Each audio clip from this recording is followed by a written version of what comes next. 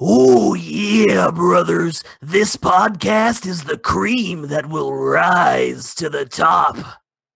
In five. 5D. It was a Macho Man throwback. Huh? Yeah, it Come was. on. You know Come what? on. I'm allowing that you broke with the standard. How is that? What? What? It's whatever. It's come on. random. No, the opening is hi and welcome to another episode of. Yeah. No, Whatever. but I approve for this All for Macho Man. I approve. All right. All right. Oh, welcome to another episode. All three of us back together. I think for a couple of weeks it was a skippity skip. I keep forgetting.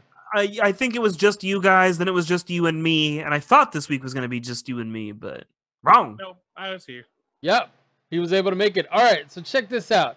I have a story to tell about Comcast, but before I do that, let me introduce my co-hosts. We got Jonathan, also known as Klops. Say hello, Jonathan. Hi. I think he just did a Peter Griffin. I'm not sure. And we've got Bonsai. Also Oh, known as yeah. This one came up with a tone that was like different than Bonsai. Yeah. I went low, he went high. Yeah. Clubs, go high. Go high. Hi. I go low. Wow, both. I mean, your low is just gravelly. His high is just normal. Because I'm But high on life. But that's okay. And yours is just right. Yeah. I'm like, even I don't believe that. Okay, so funny story time. I'm moving. Right, if we don't laugh, No. So I'm moving, and at the new house, I don't have to have Comcast anymore, and I'm very happy about it because they're expensive. They've been great in the speed thing until I upgraded this last time, and then it's been super erratic. But I have fiber in the new place. And today was the big day where I finally told Comcast that I was canceling. And I've done this before in the past, and it's always a pain in the ass. So I wanted to talk about it. I've done it on the phone before. I've done it via email. And I hated both methods. The guy on the phone last time, he wouldn't shut up about how I could just transfer my service and just that. And via email, basically it's back and forth incessantly, offers and shit like that. So this time I used their handy dandy chat app. Well, not app, but they have a chat box. So it's like, contact us. A lot of the support stuff nowadays, it's all chat app. I actually like chat app. Chat app is great because at any point in time you can go, well, fuck you, and you can hit the X and they go away. Exactly. And then there's a survey that tells you how they did, so you can be like, fuck you, and then fuck you again. But what ended up happening was, so I type in the chat, hey, it asks you for your information. I'm like, hey, I want you to turn this off on this date. And the first thing the guy does comes in, he goes, oh, hey, give me your account information. We go through that. Then you thank you for confirming. He goes, perfect. What's your new address? And I just reply with, why? And he's like, oh, so I can check availability of service at your new address. I'm like, no, I don't want to transfer service. I'm canceling. He goes, oh, okay, that's perfect. No worries then. What address would you like me to send your final bill to? And I'm like, oh, you sneaky fucker. You're not going to get me. I'm like, the same one you have on file. Piece of shit, but I didn't type that. Don't want to be rude while he's canceling my shit. And then he proceeds to tell me that he goes, if you just transfer your service, you can activate your service with no credit check. I didn't even know they did that shit. And I didn't either. He goes, no interruption. And I was like, I'm not transferring my service. He goes, well, are you moving in or out of state? I'm like, why does that matter? So I can check availability. Yeah, and then this poor guy sat around the break room at his work that day and was just like, this guy was such a dick.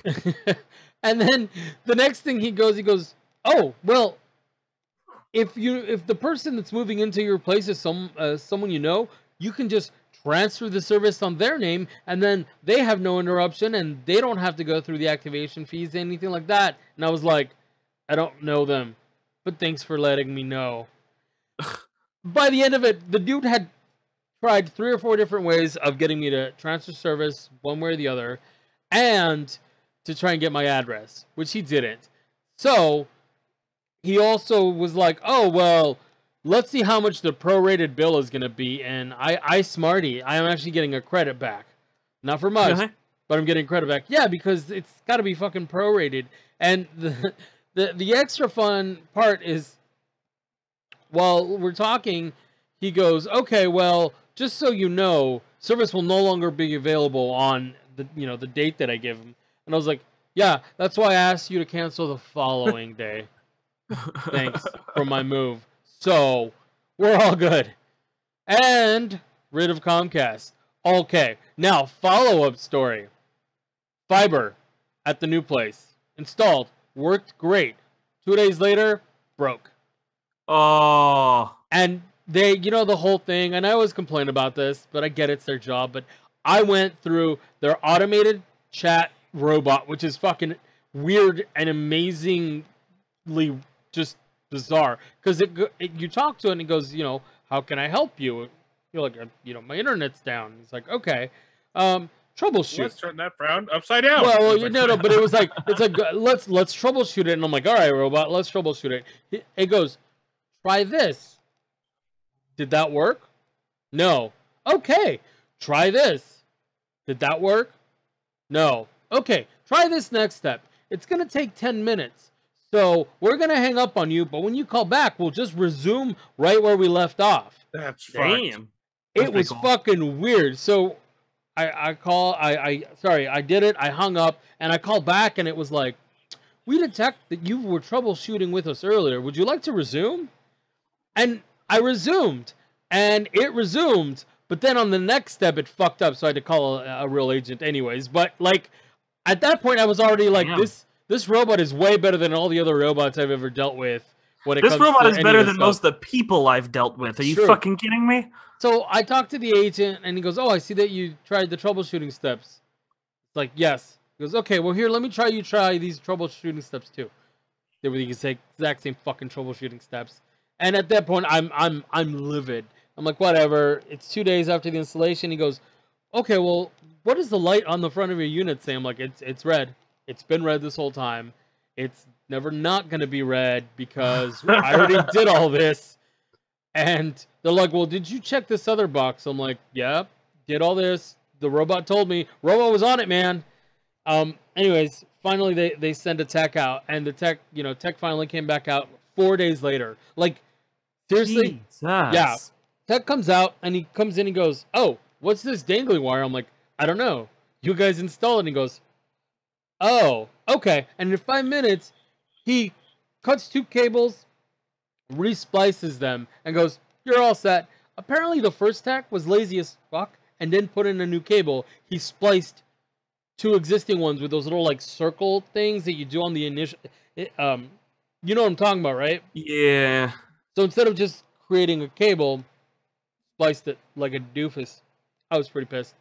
So those are my internet woes. Yay! But now I have Working better than Comcast. But now I have fiber at the new place. So Yeah, that's the way to go. pretty That's the way to stoked. do it. And it's only $80 for the per month for the first year, which is way better than the Comcast 250 plus. Hey, Wow. speaking of fiber internet, Klops watched a movie. That has did. a lot of fiber in it. Nope, doesn't. That was a segue. It was just filler. Yeah. Yeah, that's why the fiber check. I get it. I see what you're doing. Yeah. I watched several movies actually, but all of them retaining around Sam Raimi, and we're going to talk about. Eduardo, I thought your finger was like directly in your nose, but it was right Oh, next all to up your in nose. that, all up The in that light nose. just made it look like it was, but seriously, I thought he was like first knuckle deep into his own Dude, nose for a They hot call, second. they And I was call like, me oh a my gold god. digger, Well, and it has yeah, nothing to up do there. with money. Sorry. Um, Anyways, So what are you talking about, Klops? Army Sam of Raimi Darkness. movies. Army Damn, of Darkness specifically. Okay, there we go. I Uh, can bring the graphic up. I'm trying to be So- ahead of the goddamn graphics. I revisited all of the Sam Raimi movies almost with my loving girlfriend, including. No, I don't count those ones. Including Army of Darkness, which she thought was the better of the 3. which I think is blasphemy. That was her high point of the trilogy. That was the high point of the trilogy for her. And I gotta He's say, getting flipped off in the background right now. I don't know if I'm. yeah, I feel mean- like I don't know. I feel like it's a whole different type of movie. Yeah, sorry, go on. No, And it's that's- absolutely a different type of movie. that's the point of it. Like it completely went away from the comedy horror genre that it was doing, which completely went away from the horror genre that it was doing before. They departed from their departure. Yeah, pretty much. Was Just that on like they did purpose? a remake of a studio remake, fuck ups? technically. You know, I gotta say, what was that? was that on purpose or was that the studio's involvement? Actually, Army of Darkness was a different studio. Yeah. Okay. No, it's the same one as the second one. That's why they can't use anything from Army of Darkness in Ash vs. the Evil Dead. It's a different studio. I thought that was the. So I know that they did that with the first one. Like they couldn't use anything from the first one to the second one, which is why they did the recap. Okay. From what I've read, at least, I can look this up. I kind of want to know now. I want to know if they did it again because that's maybe it that was was a blunder they did twice. Jesus. no. Maybe would- it was the same studio, but the rights got sold or something. Maybe I know it had the same. It had an Italian name, producer and stuff that produced it. That they got the money from. But I have to say that it doesn't hold quite as well as I remember. It was a little bit. The whole series or just that one movie? Well, that one movie. The second one holds up as I remember and was really good. Okay. And not saying that I don't like Army of Darkness still, because I still like it. I don't know. I just because it was so far from like the comedy horror and was just like comedy. It was kind of like, it's all right. Well, what in particular made you not like it as much, or what did you remember that you didn't get this time around? Honestly, it was the very heavy Three Stooges tropes that happened. Go on. Sam Raimi loves the Three Stooges, as you can see in all of his films, with his sound effect tracks, with his kind of actions and stuff like that. And I just felt that it was like pretty much almost a blatant ripoff of most of the Three Stooges skits that I've seen as a kid. So And it's slapstick, is kinda- what you're saying. Yes, it is slapstick, and it just kind of got old. You know, it wasn't like he was just doing it in a unique way or something like that. It was pretty much the same. Like when he's in the graveyard after he says the magic words for the book. That I will not pronounce because I'm scared. So, just really quick, not to cut you off, but here's a quote from Bruce Campbell about why they can't. So this is Den of Geek is reporting this, and this was an interview they did with Bruce Campbell about why they can't use Army of Darkness stuff in Ash vs. the Evil Dead. And Bruce says, that was a conscious decision by us not to include certain scenarios, characters, props, and events that would have gained us unnecessary partners in the business sense. For Ash versus Evil Dead. That makes sense. So yeah, Army of Darkness is different than the others because there's different hands involved in owning it, and they didn't want to include them. No, that's fine. I understand that why they didn't do it for Ash versus Evil Dead, which I'll get into in a little bit. Yeah, But- that's what I was talking about, though. It's Army of Darkness was a different company, so when it came to like 2 and 3 and 1 and all of Yeah, these things, But the a lot of question the was, hands had changed and things couldn't be passed around the the same. question was 2 and 3 the same The company? same developer. Probably not if they would have to include another person in using it in Ash vs. the Evil Dead. Not if they just added that person in for Army of Darkness and it was Yeah, the same yeah. publishers for the I second one. doubt it's an Between individual 2 person they're and talking 3. about, but let me look. Evil Dead 2, Electric Boogaloo. That's not what that movie's called. Does IMDb tell you what company produced the film? I don't remember if it does or not. It should. You'd But think. anyway, the part was he falls in the graveyard and he starts having all this slapstick with these like skeleton arms, right? That's right, He- and the shovels. No, there was no shovels in this Okay. part that I Okay. remember. But it's just a blatant kind of ripoff of Three Stooges. Of that whole gag. Like he even puts his like hand up and everything, right, to like block them. And he does it the first time, he does it the second time, and they come in individually and poke him, right, you know? And it just Yeah. felt like, wow, like you're literally just reusing those gags. Like, you're not doing anything new with them. So weirdly enough, Klops is kind of right. There was an addition of a third company in Army of Darkness, and it's I knew Universal it. Pictures. I knew it. I had read So somewhere.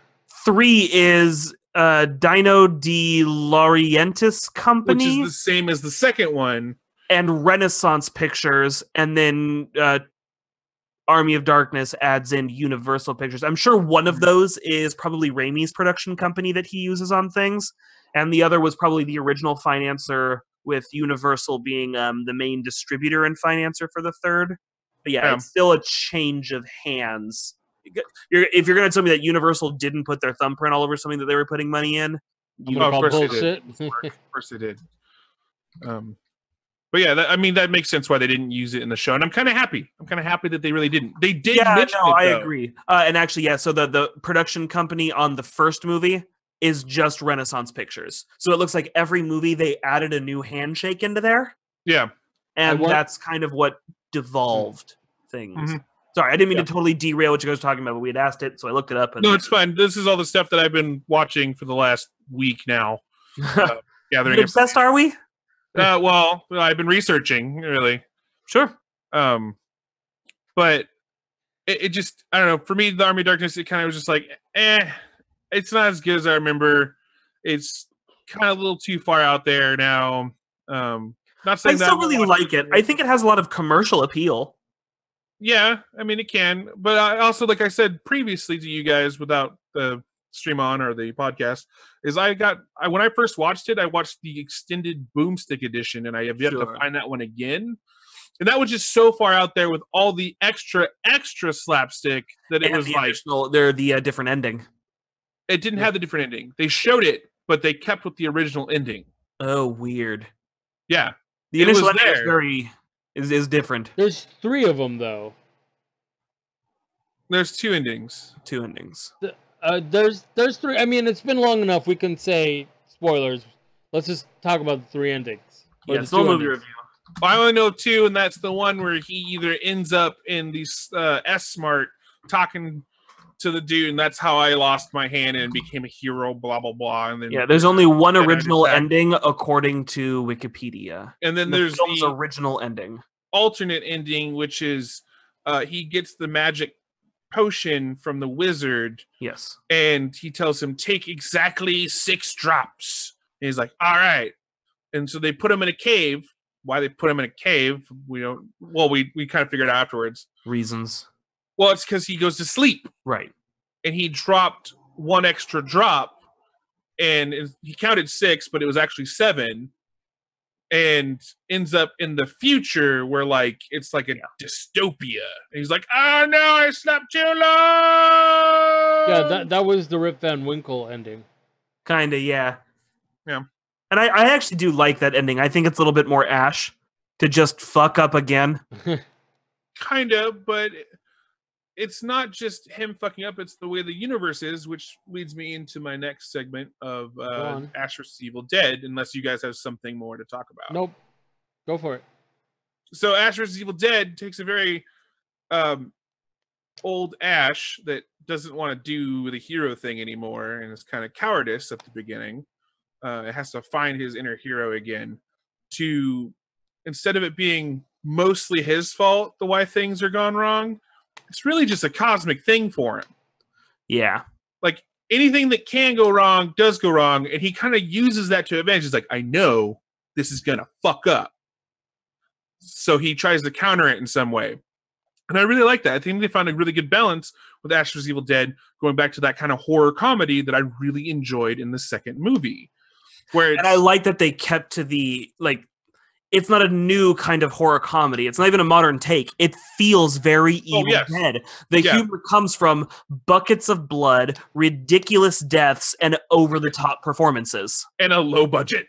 And a very low budget, which surprises me that it got canceled, because this thing was not costing them much money. Yeah, I don't know. So part of it, I have to watch the 3rd season still. Yeah, I picked it up on DVD. I was super excited when it came out this last Tuesday or whatever, and I was like, I'm going to fucking watch you. But then you get things like, where is it? It's right here. I have a little disc thing here for people that can't see. I'll describe it. It's metal. I bought the metal edition from Best Buy because that's where I work. And it has a digital code and everything. But when I first opened it up, I saw a missing disc thing. I was like, what the fuck? the fuck? But no, well, I got another one and opened it, and there is literally just 2 discs in this 3-disc fucking cover. That's some happy Okay. horseshit right Like, there. what the fuck? Like, and I think this is the problem they're running into is they're doing stupid shit like this. I think that's why it got canceled. I'm pretty sure that's not why they got canceled. I'm pretty sure they have no control over any of that. But I Go on. don't know. He was joke. He was Yeah, joke. it was a joke. But I have to watch the 3rd season and see how that turns out. The 2nd season, by the end of it, it was No. kind of like dipped for me. It was like, all right, guys, come on, where's this going? Yeah. And then it picked back up, and I was like, okay, all right, you got it. I now see where you're going. Yeah, it took a really I'll wide agree. right turn. The beginning of season 2 really tried to like take focus off Ash and like look at all the things going on with all these other characters, and I was like, I don't care. That part I didn't mind so much. It was literally the 8th episode, which only has 10 episodes. It kind of was like, okay, okay, wait. all Hold on. right. Has it been out enough where we can talk about it? I think I've seen. It's on Netflix for free. I'm pretty sure I've seen the entire Netflix. first season and part of the second. Are we talking about the possession? No, that was fine. It was so Ash at one point goes to an asylum. That's what I was talking about. It, by the way, Eduardo. It was the possession and Yeah, the It was- possession just felt weird. Xena's whole arc. I was just like, can we talk about people who were Ash again? Sorry. Anyways, go ahead, Klops. Yeah, well, like I said, I didn't mind so much the Xena arc so much. It just when it turned into being like he's in a mental institution, it kind of was just like it kind of drew out. It was like kind of boring actually. It wasn't the kind of like Evil Dead that we've been used to through the whole series now, and it was a very slower pace compared to that, and it wasn't really anything. Right. It kind of was, but it felt like they drew it out too long. Because after that, it worked out fine. Like it was back to the original fucking shit, and it was like, okay, that's good, you know. But why did you have this episode that seemed to slow down? And just was it a filler episode? Like, was it just that you needed material to happen? They, so they you took a just page switched from it out? anime and just did another thing. Yeah, pretty much. And so like I'm interested to see how this season's going to turn out. I hope it turns out really well. But if it has more shit like that, then I understand why it got canceled, because that was just god awful. I thought about stopping at that point. I was like, Yeah, maybe I'm just done. For me, honestly, what really kind of started killing it for me was the possession, because it felt sort of like a different show at that point, right? Yeah.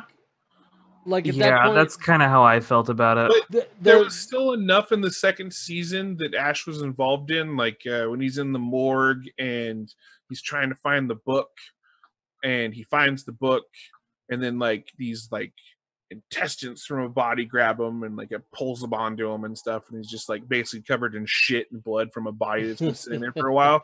Like that felt like it was very much classic Sam Raimi and was awesome. Like I was like, oh man, but there was that lull there where I'm like, so my right biggest up thing, the poop chute, you know. my That's where he went. My biggest thing was it just felt like when they started doing like the mental games in the possession episodes, it just I'm like, this isn't Ash. Ash isn't gonna win with his mind. Ash is gonna shoot something with a fucking shotgun and call it a day. But that's kind of his point too. Like, you know what I mean, like he said in the first season that he's a doer, not a thinker. So he had to do things when he was in those kind of like situations, right? Like he couldn't just be psychological, and he knew that. So, did you see Evil Dead? The reboot? The remake of the reboot. Wait, Yeah, I I've seen actually did not dislike the reboot. I thought it was good. I thought it was okay as well. I didn't. It was I a. didn't- Go ahead. I didn't dislike it. I felt that it was really good at like trying to keep with the original horror theme of the original Evil Dead in a modern sense. And it had I don't know. The only part that I felt that it could have been better was when, spoilers, if you haven't seen the movie, pause now, go watch it, and then come back. Unless you're watching it live, then I guess fuck you. When the demon comes out of the ground and it's raining blood, and she like waddles her way through the car, flopping her arms around, it should have hit the stereo, and "Raining Blood" by Slayer should have been playing. Like, I felt that was a missed joke opportunity that they did not take. The company may not have owned the rights to Slayer's Raining Blood. That is true, but they could have got them, and I feel that it was a classic Sam Raimi joke that they could have put in there as like a nod to the original Sam Raimi movies. It didn't. I thought it worked really, really well as a modern addition to the cabin in the woods horror trope. Yeah. Which is really all Evil Dead was trying to be. Like, originally, we were just doing a cabin in the woods story. Yeah. It kind of took off. It did its own thing. Believe me, I'm glad to death that it did, because the Evil Dead trilogy is, honestly, top 5 films. That trilogy works itself into their, sort of depending. But I love that series. I really liked the remake. I thought it fit really well in, and I think kind of looking at a reboot as something like that, take the spirit of the thing and redo that is the best way to redo a horror movie. Unless you're going for an icon killer. Like, obviously this doesn't work with Child's Play, Jason, Freddy Krueger, but if somebody were to redo like Event Horizon, I would not want to see the events of Event Horizon. I'd want to see a modern retelling of Event Horizon, or something like the Cave, even though that one's not that old, but still, if you were going to redo the Cave, I would say take the whole claustrophobia, darkness, fear element and really work something with that instead of redoing the events of it. Right. And they actually tried to do the same thing with the Thing remake that they did. Well, remake, sequel, reboot thing. Yeah. Unfortunately, it went through production hell. Prequel, yeah. That's because of the production hell, I don't know that you can really call it anything. And if you want to see a good recap of that, there's a series called Good Bad Flicks that does a really deep dive into that. Check that out. I'm not going to go into the whole thing, but on a level, I think they had the right approach. Going for sort of a prequel allows you to really explore similar themes that were done in the Thing and really make that work. And what botched that movie was not the original script. It was not even the performances. It was production calls, and that's unfortunate. But with Evil Dead, I kind of think they nailed it, personally. I don't get why it did so bad. Yeah, I don't... Did it actually do bad? I thought it just did okay. It didn't really do that great. What? But to speak on the Thing, though, there's another place that I've watched things that talks about it, and it's Dr. Wolfula, which is like this horror genre reviewer. And he brought up an interesting point that I didn't think about until he said it, is that the prequel movie actually resembles the actual original Thing, or the Thing from Outer Space, that came out in like 1940. So really quick, Eduardo, the production budget for 2011's The Thing was $38 million. The domestic total gross was $16 million. Oh, I thought you were talking about Evil Dead. And that's with the foreign in there, it was only $10 million. So on a $38 million budget, worldwide pulled in $27 million. I thought you were talking about Evil Dead, not The Thing. Yeah, what about Evil Dead? Evil Dead made money, if I recall correctly. So you mentioned Event Horizon, and so do you guys know the Nostalgia Evil Dead Critic? 2013, $17 million production budget. $54 million domestic gross. I was surprised that they didn't try to keep that going. I'm glad they didn't, but I'm surprised that they didn't. What, continue with the remake? With Evil Dead. Really? Like, I think if you did it as a series of cabin in the so sort of a la Saw, but just remove that main character or remove that central character, I think Evil Dead as a series of cabin in the wood films is a really good idea, personally. I don't disagree. I just feel like the studios would have probably tried to make Army of Darkness and would have ruined the shit out of it. Yeah, I agree with you there. You can't really redo that. Yeah. So, you know what? You mentioned Event Horizon, and here's where obviously I vary from. Like I mentioned, you guys know Nostalgia Critic, right? Yeah. So he did a retelling, not a retelling, but like a review kind of thing of Event Horizon, and he hated it. That was the only movie that actually scared me when I was a kid. The only one. Honestly, I really liked Event Horizon when I watched it as a kid. Yeah, so I thought the whole spoilers Spoiler. corruption from like what's his name and like showing that psychological analyst kind of point of view where he's like going through his shit and then becomes corrupt was fucking amazing. Did you hear that Event Horizon actually sort of has a sequel? It has a spiritual successor. okay, hold on. Really quick, before we get into that, here's how I would actually envision an Event Horizon sequel. There's the part of the ship that they quote unquote lost shows up. Call it 50, 100 years in the future. Docks with a space station, one of those big like habitat ones, like a generation ship kind of thing, and slowly starts taking it over and corrupting it section by section. And then the third movie is Doom the movie. That's funny. Well, no, like I would envision I wouldn't think Doom. I'd think fucking Dead Space. Like, oh yeah, actually something like that. But like I would envision it where it's hydroponics is close to the airlocks or the docking bay, and then so it takes that section over and they seal it off, and it just keeps like creeping in, and you got the one controller guy just stuck watching all the systems while his people are out there getting their asses kicked. I think that'd be a great. I think it'd be also a really good plot point for it to be part of the destroyed ship was salvaged and was put into another ship. But that's been done quite a bit. Isn't that just Christine in space? Pretty much. That's what I wanted.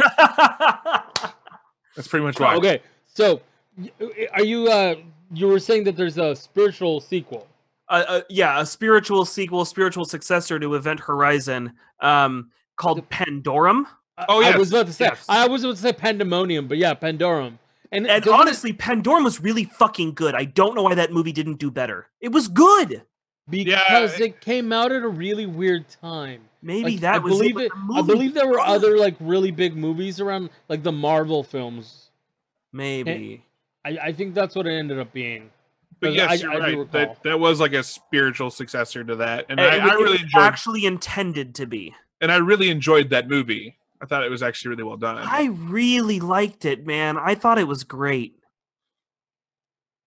I don't know. Yeah. What can you do? Hey. Hope for another license to pick it up and then make another one. Hold on.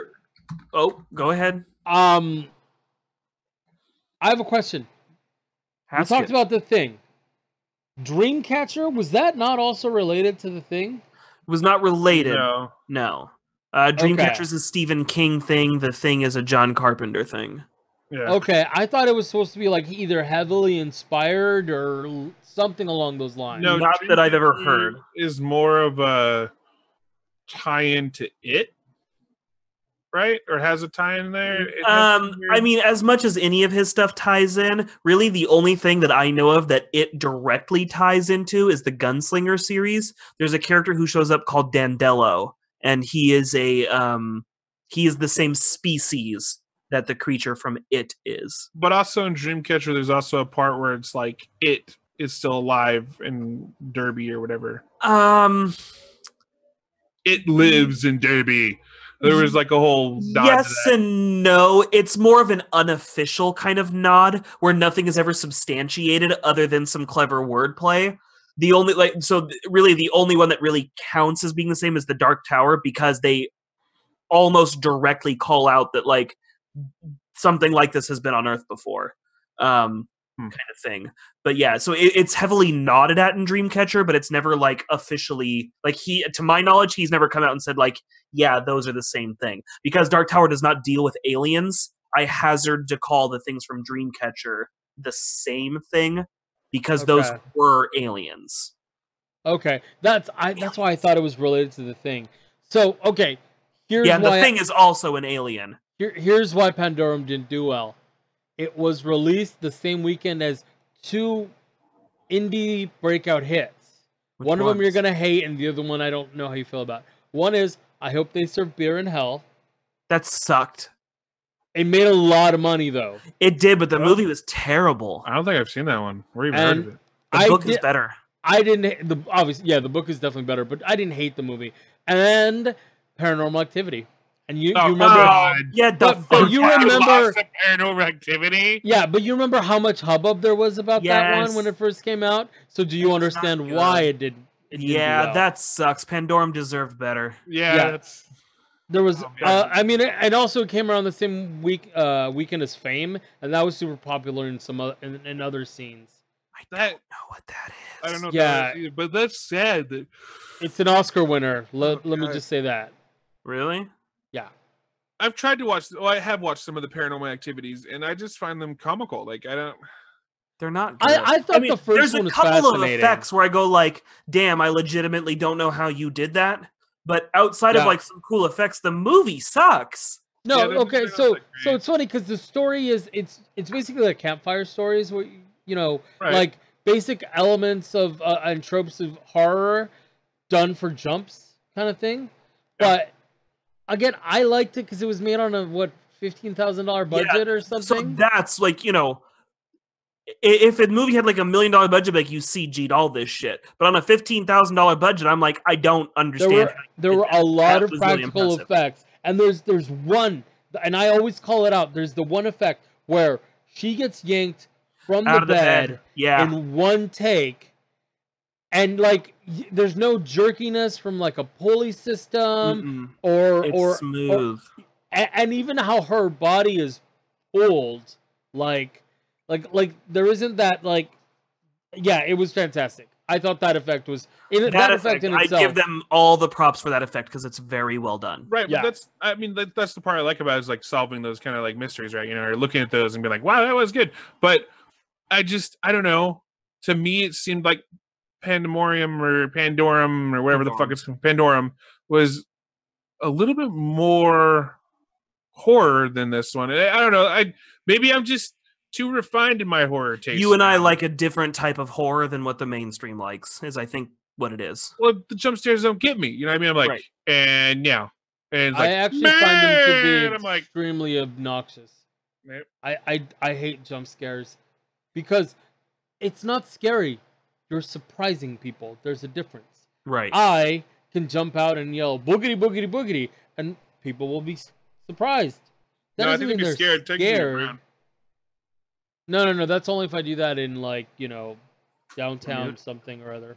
I don't know, man. You go to any sundown town, as Saint likes to call them. You do that, you'll be scaring the townsfolk in no time. No, I won't. They'll be scaring me with their guns. With their guns. So I will say one great thing came out of Paranormal Activity, and it's one of my favorite Robot Chicken sketches. But Bitch Pudding's house is possessed. So she Oh. turns around, then she turns back around, and all the chairs are stacked up. She grabs one of the chairs and yanks it out from under the other ones and goes, "Ooh, look at your little fucking art project now." And I was like, honestly, like I'd be stunned at first, and I'd be like, "Who the fuck Ghosts would get away with shit one time in my house before it was no longer scary and it was just really fucking annoying." That's my problem with Ghosts and all these movies. Like, you stacked up my chairs. Like, oh, that's surprising. And then if I turn around and my chairs are ever fucking stacked, or like you open all the cupboards after that, like chair stacking's brutal. Then you opened cupboards. Now I have to walk around and shut the fucking cupboards. You start throwing my books around. God damn it! I gotta pick those up. That shit's bent now. Now you owe me a new book. You fuck. And here's the none of that is scary. The stacking isn't scary. The cabinets open not scary. The scariest part is, do you see that one where the entity lifts her up by her hair? I'm like, that shit hurts, man. That's scary. Fuck that. Like, don't you fuck around with my things. Don't break my TV, bitch. But don't touch me. I'm sensitive. All right, that is more than enough movie talk. We have tons of other things to go over. I don't know about tons, but Tons. hey, speaking of things that are nostalgic, Ooh, Magic the Gathering. yeah. You know, I just did a draft 2 weeks ago. I heard. Huh. How was it? How'd you do? I got one pack. For Nice. the layman's, explain what a draft is. A draft is where you sit at a table with like 10 other people, and you all have 3 booster packs that you get. You buy your entry, which is about $15, maybe more or less depending where you live. And then all of you sit down at this table, and you all open up a pack, you take the little token card out, you put the token card away, that's yours to keep. Then you look through your pack. If you have a special double-sided card that's worth $40, you go, I have this one, and then you're $40 richer. Otherwise, you take a card from that pack, you put it aside, and then you pass the pack to your left, and you do that till it's gone. Then the second one you pass to the right till it's gone, and the third one you pass back to the left until it's gone. You try to build a deck out of these cards that you've picked and are left with from other people picking their cards, and then you all fight with your decks. You build a deck on the spot, and then you try to fight with that deck, and then you try and win with just a deck. That's let me tell you though how it goes is that you'll never see a counter in your life because everybody will grab them. And if you're trying to get black cards, don't think about it because the guys next to you, across from you, and down the row are all doing black decks, and you're just fucked. So you might as well pick a different color.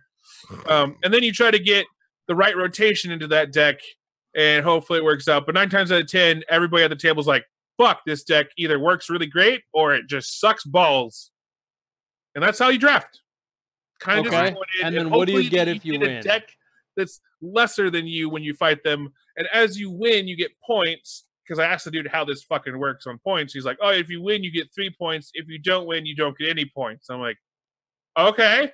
And then depending on how many points you have is depending on how many packs you get and if you get the promo card for the night or not. So you can win up to I think 3 or 4 packs and a promo card. So and then you could take those packs back the next draft, the next week, and you can be like, here's my 3 packs for my entry, and then just keep playing that if you want to do that. Or you can open your packs right then and hope you get a $40 card. Okay, and if you get the fully $40 card, can you just keep the $40 card? You can keep it, or you can just sell it for $40. I'd probably sell it for $40. I mean, maybe it'll appreciate in value. You don't know. I have about... I have a $40 card. I actually, I actually used to run a draft at an event called Drunken Magic with booze and board games. It no longer exists because that club no longer exists. And my first week that we did our draft, our first month, because we did once a month, the first draft we were in, I had to play because we were 1 person short, and I was like, fuck it, I guess I'm playing in my own goddamn event. And I got a $40 card, built an awesome black deck, and stomped everybody at the table and won 3 more packs. And I was like, I win. I pretty much gained all the money, all the magic cards, and I win. Nice. So nobody came back? No, they did. Okay. Real reason why we brought up Magic the Gathering. Bonsai? So a couple of guys who worked for Wizards of the Coast and Magic the Gathering specifically broke off and made their own online card game, a la Hearthstone. It's called Eternal Card Game. Is it actually called Eternal Card Game? Eternal Card Game. So the graphic is up, and the reason I chose this graphic specifically is because I knew the Hearthstone comparison was going to come up, and it looks... digital card game. Yeah, but no, even the art style, dude. Yeah. Very, very Blizzardy. So, but the game plays a little bit more like Magic than Hearthstone plays like Magic. Agreed. So you've been playing it a whole lot more than I have, so give us a rundown. What are your thoughts? Why do you not so secretly hate it? Yes, it is absolutely free to play. The game works largely like Magic, way more so than Hearthstone does, in the sense that you have mana, you tap mana, you play creatures. The general system of how the game is played is exactly the same. The key differences in things are mostly how effects work and a little bit of how mana is changed. So if I have a red mana and a black mana, in Magic you have 1 red, 1 black. In Eternal, you have 2 mana and enough red and black to fuel most red and black cards unless it specifically calls for 3 black mana. So in other words, if I have a red and a black and, it in a way it works the same, but it's one of those things you kind of have to play to see how it works a little differently. So in a game of Magic, if I'm using a red-black deck and I have 1 red mana and 1 black mana, turn 1, I can play a black card. Turn 2, I can't play 2 black cards because I have 1 red and 1 black. Eternal Card Game looks at that as you have 2 mana with 1 source red and 1 source black. So as long as both cards that you're playing only have 1 black symbol but cost 1 mana each, they can still both be played. The only time you couldn't play that was if the card cost 2 and specifically required 2 black source mana. So mana it is sounds confusing, but I'm telling you, universal-ish. once you get in, go say the things you're saying. Yeah, no. So mana is basically universal unless there's a specific elemental requirement. Let's call it. Sure. So that's one of the things one of the other things that's different is because the game is built on a computer and it's easier to store this kind of thing. Changes made to your card are permanent even after death, unless otherwise noted. So if I have a 1/1 character and I give him +2/+2, when unless it says +2/+2 until end of turn, even if that character dies and I resurrect it, it will resurrect as a 3/3. Oh wow! For the whole match. For that whole match. Of course, I was like, leave the magic. I was like permanent fucking bonuses, dude. Yeah, that's how I got a 24/24. The end of that match. Okay. But it also works against you. If somebody silences a card, removes all of its flavor text, don't bother bringing it back because it's essentially useless. A flat 2/2. It no longer has its magic abilities or anything. That's kind of weird. That means it's like rotations and stuff that you'd normally do in Magic. Like I had a dude like basically cast a nerf spell on my fucking card, and it was like -4/4, and it was a 4/4, so it was like 0/0 or like 1/1 or something like that. It was like nerfed, and I could kill it and then res it and then bring it back, and that wouldn't be there anymore. Right. So in this, that would not happen. Yeah.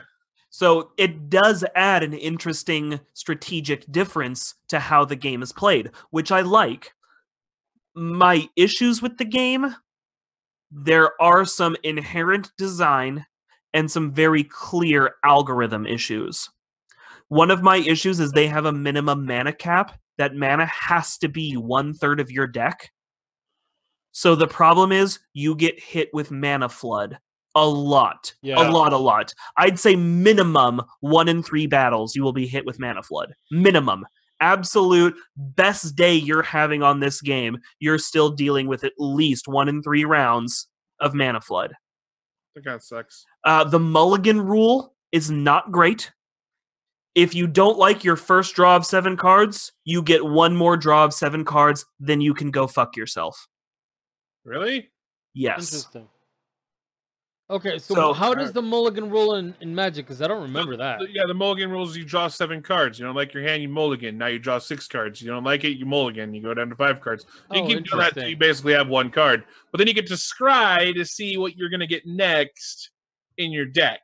Okay, so there's a more fair trade-off for getting fucked with a bad first deal. Okay, but for Exalted, at least, well, it's that one. That's it. That one, not per round. It's just that one time? You get 1 mulligan, and then if you don't like your hand, well, then fuck you, either surrender or don't. Okay, fair enough. Fair enough. You know, that's... There are also... Right. So I like that the game is easy to grind new packs in. I like that there are a couple of non-PvP modes. The problem is the game costs grindable currency to even play in the non-PvP draft mode. Oh, that's shitty. So the money is fairly easy to earn. I'm sitting on 12,000, but it costs 20,000 to enter the different phases of the campaign. Oh, that's terrible. And you also have to use, I think it's 1,500 to enter into a draft match. So you can Gauntlet is free, and Gauntlet is you versus a computer in 6 or 7 rounds, and if you win, you get a huge prize at the end. Okay. And is progressive. The more rounds you win, the higher rank you get, and the harder those get. You can do ranked matches, which is just you versus a person, and you get a rank. You can do unranked matches. That's also free. And then they're trying this out, a season match, where you play in a season, you do so many matches per day, and that's your rank, and then you get a payout at the end. Do you do a new draw per season, or is it still just your deck? I think it's just your deck. I honestly have not done it. I have no interest. There was also Draft and Forge. That's the PvP and non-PvP draft tournaments, but those cost grindable currency, but you can earn that currency. The other thing I've noticed is just the algorithm. Honestly, there's points where it literally just seems like the game goes, no, and you lose now. Like, I've literally been up 40 life to 2 life, and then the game will just suddenly decide to literally 7 hands in a row, I believe is my record right now, for nothing but mana drawn. Wow. Just nothing. 7, and that's with like 9 to 12 mana out, still drawing 7 in a row.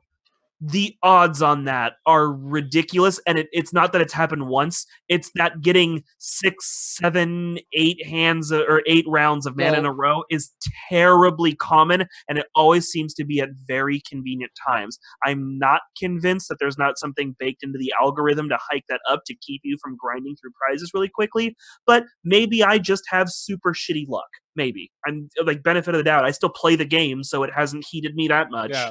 Right. Well, and again, it seems like it's pretty good. I like it a hell of a lot more than Hearthstone. I don't like the Hearthstone mechanics. I wasn't ever very good at Magic, but I grew up playing Magic with you guys. So You're welcome. yeah, no, so I do prefer it. The whole like Hearthstone where each of your cards has a life like it was a creature, and the more they attack it, its life gets whittled away and then it loses.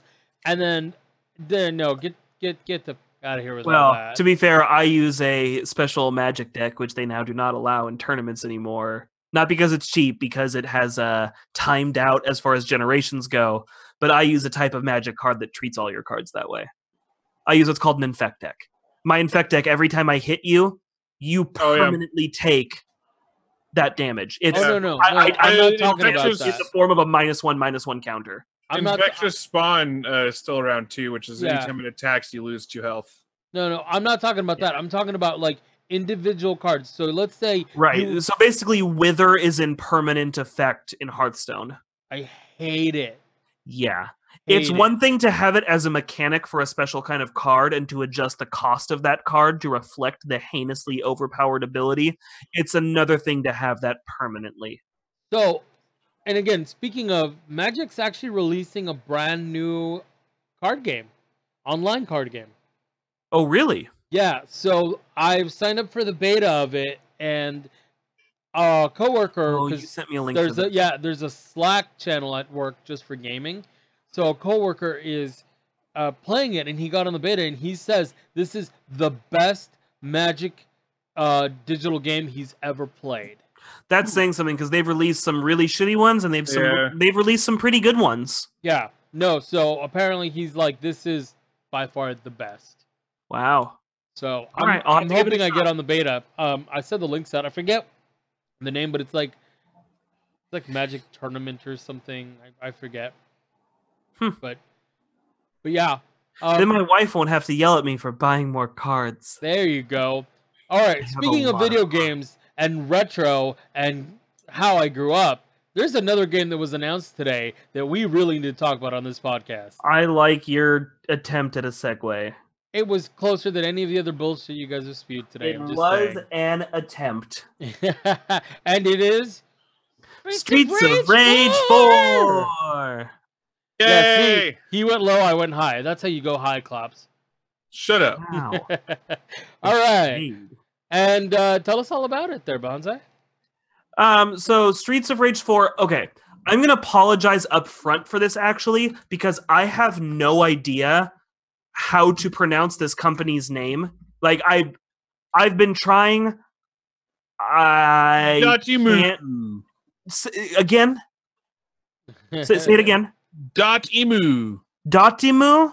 Yeah. I've been thinking like Dotemu or...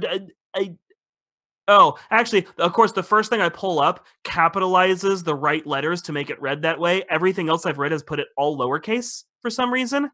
And I'm like, my brain is just not making sense of it. So Dotemu, with Sega as a partner on developing it, is developing a full-on, no-joke Streets of Rage 4. Straight-up sequel to the original 3. I'm pretty fucking excited. So I know I've mentioned my retro collecting on the show before. I'm a big retro head. I don't know that I've ever mentioned I'm not one of the Nintendo nostalgia guys. The only Nintendo system I had as a kid was an NES. I never had a Super Nintendo. I never had a GameCube. I had an N64, but it was at my mom's house, and we only saw my mom once a week, so I never really got to play much on it. I'm a Sega head. I loved my Sega. My Sega was my jam. My That was Genesis mine is my too. go-to console, and you You bet know your what? ass Streets of Rage was a go-to for me and my brother. Echo the Dolphin was my homie. I really liked Kid Chameleon. See, I think this is the right group for me, guys. Now, Sega, like the Genesis was and still is my go-to console, and Streets of Rage was a big part of that. I had Streets of Rage 1 on the 6-pack. I mean, Klops were talking about 6-pack Yeah, earlier. oh, The 6-pack that's was a great right. and what I love is it wasn't like later PlayStation discs. You remember like the PlayStation, they'd give you a disc and you could play like one level of 10 games. Oh yeah, no, that's gross. That's just demos. That's what those were. But 6-pack was straight up 6 fucking games. Yeah. Just the whole thing. Yeah, you it's go, like those new 6 games. It's like those new DVD packs. Right, it's like the things you get at Walmart, except this didn't make you feel like shit because you had to buy it at Walmart. It was a legitimate release. This counts in the library. And one of the main ones on there for me earlier was Streets of Rage. That's one of the first games we beat. Like me and my brother sitting down. I'm in like 3rd grade, and we fucking jam through Streets of Rage 1. Streets of Rage 1 is a go-to in my house. And we actually didn't find out about Streets of Rage 3 until years later. And when that shit came out, we were both like, fuck 2. Don't even think we ever. I honestly can't say if I ever played 2. We went from 1 to 3 because such an amount of time had passed. So and I then, think I've only ever played 1. I think I only played 1 as well. Yeah, because look, it's I remember a they very were different game. I remember they were cops. Yep. And you filled up this bar and had a special move. And the move was always a cop that would drive up and shoot a rocket launcher. Yeah. Yeah, there was that. Cops. And me and my brother used to argue because I think it was player 1 had one where it would shoot the fire in a ring, but the radius on that was limited. Player 2 got a fucking carpet bomb of the screen that just wiped shit clean. Yeah. So that was like the one game in the house where like, I want to be player 2. No, fuck you. I'm player 2. The one game. So the later games, they actually widened it out a little bit. They added some more playable characters, and it was more that your special moves were something you did on screen. 3 was kind of a more out there one because one of the characters was a robot man. It was like an old man with robot arms, and he was a robot. And there was a kangaroo with boxing gloves. But you had to do a trick. Like you had to do so. It's either the first or the second boss in the game is a clown with a whip and a kangaroo with boxing gloves. And if you can beat the clown without killing the kangaroo, the next person who died and came back could select the kangaroo as their playable character. Huh. There was also a cheat code, but fuck you. That's the way you do it, goddammit. Super fun game. Love Streets of Rage. So I guess we should probably describe what it is, right? Because we haven't actually done that. The side scroller. It's an old school side scroller beat 'em up. 3D side scroller. Yeah. No, remember there was you could move up and down. Yes. Maybe in this one. Or really popular arcade game, the old Punisher side scroller beat 'em up. Or even like the Ninja Turtles or. And I would actually equate this more to Ninja Turtles or Punisher instead of Golden Axe because of one key difference. The weapon system is really important to this kind of beat 'em up. Yep. Enemies are constantly dropping different kinds of weapons that you can actually pick up, where Golden Axe was all about like mounts, right? This one, it was all about like the different weapons you could pick up because some of those things would save your ass. I remember there was like in number 1, like the broken bottles were kind of assy, but you could throw it across the screen for an but kill. The problem with the broken bottles was because you had to get really close, and all the other characters, all the other enemies had a longer reach than you in that game. Right. Yeah. So it was actually better to use it as a one-shot and huck it across the screen to take out like one guy. Yeah, that the knives was the way to use like that too. The knives were like that. So anyways, Streets of Rage 4 is going to come out. It is a sequel. It's a new company who's working on it. I'm loving the new Okay. art style. Look. Loving.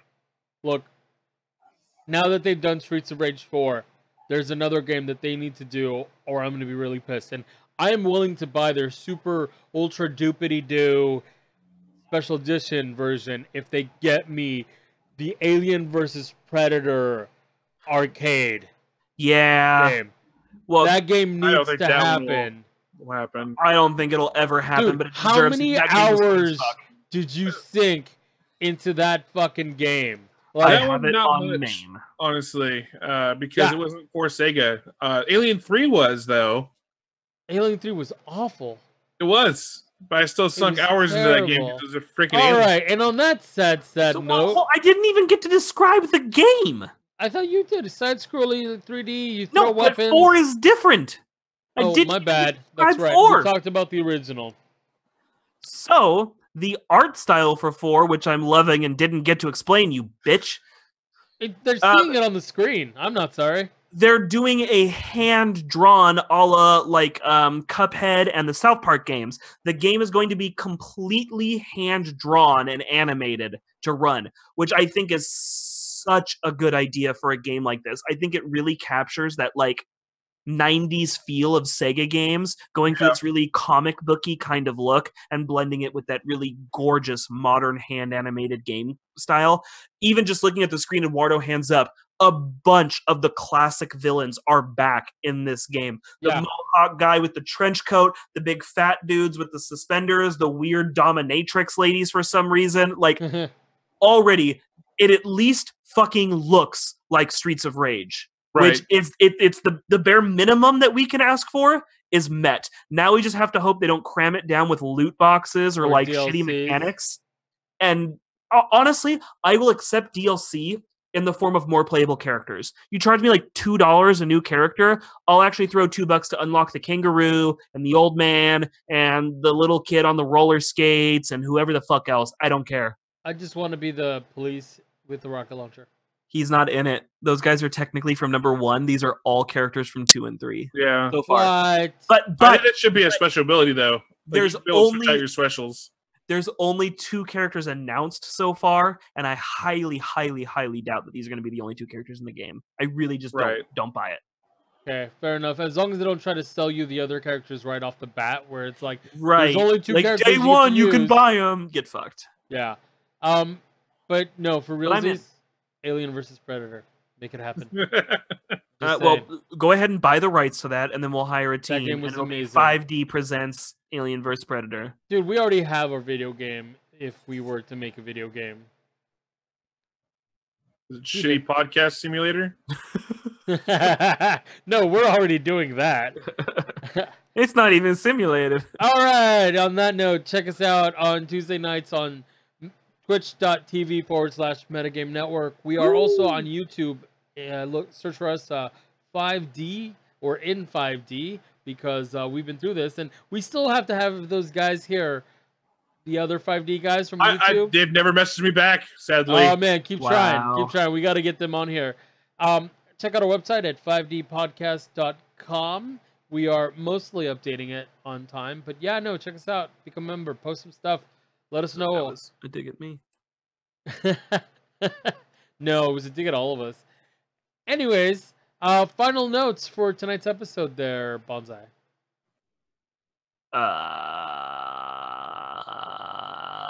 I thought you were going to go Macho Man again. All right, claps. Pretty excited for the Streets of Rage. I just heard about it from you guys today, and I'm already excited. Right? That's a hype train that does not have brakes right now. Yeah. All right, and on that note, Aliens versus Predators. Bye. Cutting that.